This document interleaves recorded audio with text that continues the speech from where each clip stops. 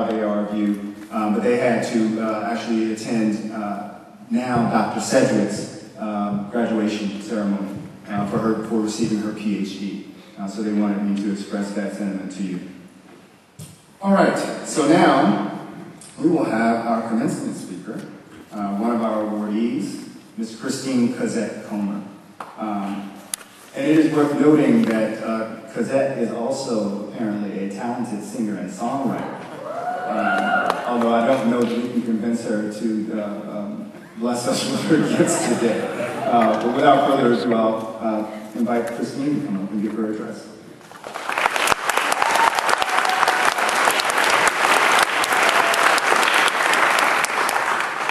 I won't be singing for you tonight, I'm sorry.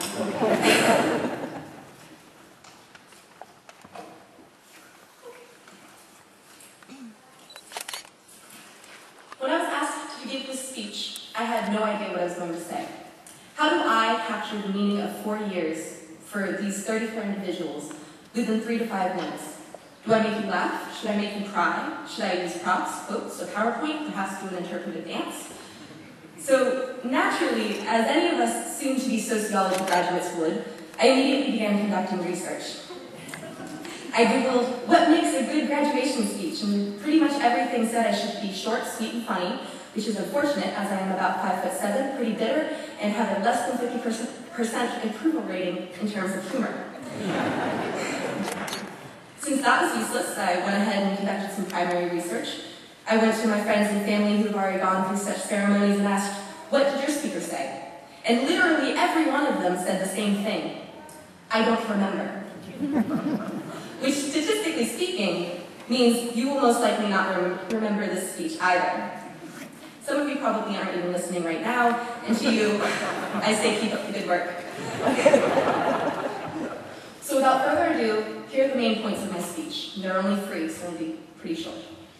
First and foremost, you have worked so hard to be here, and you've accomplished something amazing. It might not seem like it now, but one day, I've been told, you will look back on this event, and as I imagine, perhaps posing in a conquistador-esque victory stance as you tell your grandchildren about that time that you traversed through unfamiliar collegiate grounds and emerged victoriously, diploma in hand.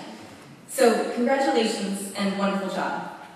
Secondly, you are about to enter an entirely new realm filled with unfamiliar resources and responsibilities, and all people keep asking is, so what are you going to do next? Well, first of all, we're going to be fine.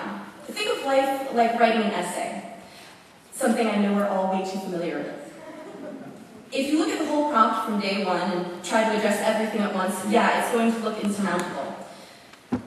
But if you begin by first putting things into context, then identifying your main thesis or goal at that time in your life, then elaborating, analyzing, asking questions, making statements, you'll have a much easier time fulfilling the requirements of your prompt.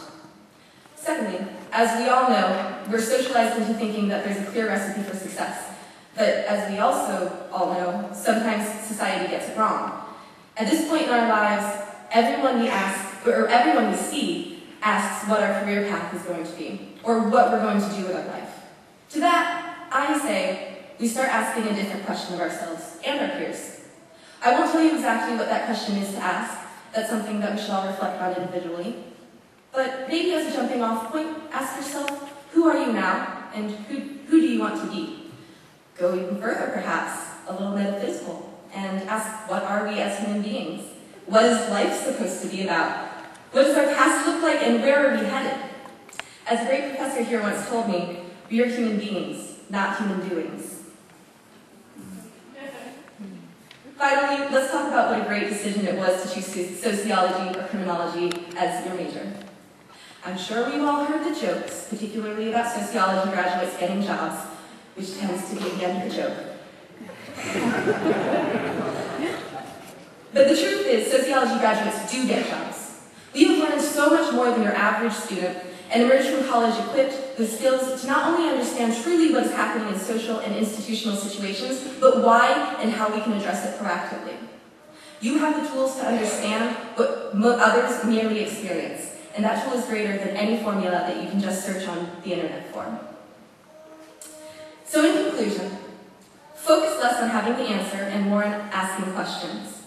And to that point, don't let yourself be defined solely by standardized measures of success. Take advantage of the tools that this amazing department has given you throughout your time here, and use those tools to succeed in your future.